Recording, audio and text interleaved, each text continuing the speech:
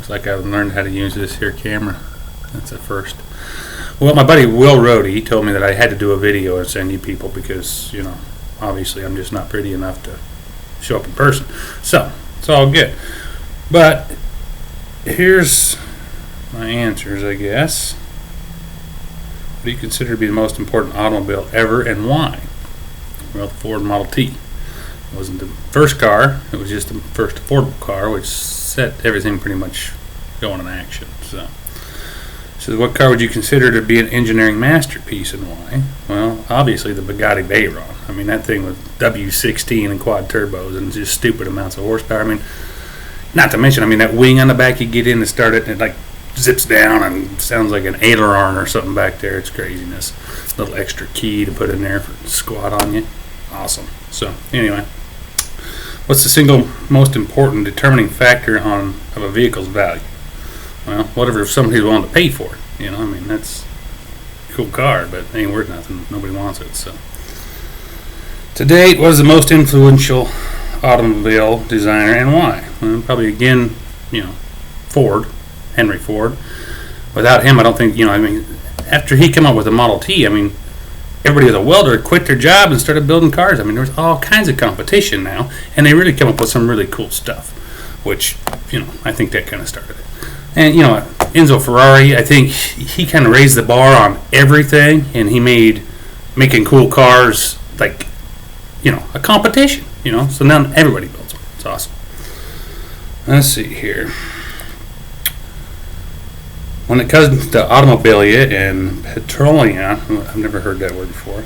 Name an item of each category that you feel a solid investment and why. Well, I mean, after watching American Pickers, I would guess that pretty much all that stuff is very collectible. I mean, we sold like a little 18th scale Ferrari Enzo or something, was one of 399 one time for like $8,000. I mean, it's stupid. And that car today is probably worth a mint. I have no idea. But I know the Enzos they've gone crazy the last 6 months. I mean, well, about a year, but it's crazy. Anyway, my bad, sorry. Not used to recording myself. What's the single most important factor in determining which venue best suited to sell a particular vehicle? Well, obviously the audience. You know, I mean, I wouldn't take a Koenigsegg CCX out there and sit at the racetrack on NASCAR day and just stand there and answer questions all day. Like, oh, you know, how come that somebody's only got one lug nut? Well, that's all it needed. I'm sorry.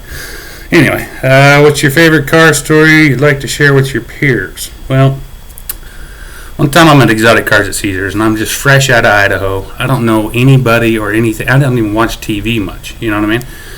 And the guys come back and tell me, hey, David Beckham's here to see you. And I'm like, well, his name sounds really familiar. Who the hell's David Beckham? And I'm looking in my database, and I can't find him. And all right, whatever. So I walk up to the gate, and there's some dude up there, you know, wearing a jogging suit. And he's got some big bouncer with him. And I'm like, well, okay, must be somebody. So I take him in there, and we're looking at all the cars and everything, and he falls in love with this 67 Camaro. And it is badass. I mean, you know, it's like blown 500 and, what the hell was it? Like a 502 big block with like a supercharger on it. I mean, it was a crazy amount of horsepower. Well, anyway, he falls in love with this thing. And he says, I think I'm going to buy that car. And I'm like, well, I can't imagine why you wouldn't. He's like, well, I got to ask my wife if it's okay. And I says, well, I'll tell you what, I'll call my mom right now and see if it's okay if I sell it to you. And he laughed, you know. And anyway, so we're going back and forth. And I was asking him, I said, so, you know, I mean, what do you do? You know, I mean, and he's like, well, I play soccer. I'm like, so you make a lot of money playing soccer, do you? He says, yeah, I do all right. And I'm like, all right, whatever, dude. You know, so I mean, he ended up not buying the car. Apparently the wife wouldn't let him have it, but not my problem. So anyway, let's see here.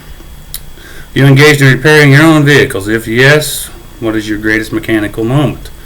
Well, I started working at an auto shop in high school because I had kind of a POS car, and I'm really tough on equipment. And I got tired of paying to have it fixed, so I just started fixing it myself. And then I figured I'd work with other mechanics who would basically help me for a 12-pack, which worked out really well.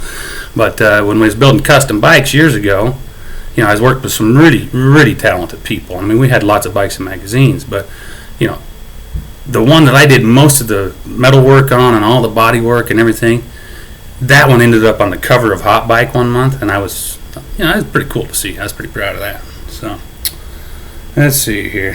Hey, that's it. Awesome. I've answered your questions.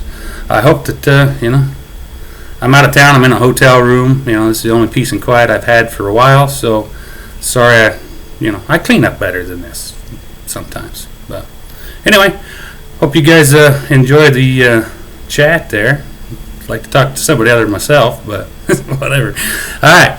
Well, I'll tell Will thanks. Hopefully this works. We'll see you.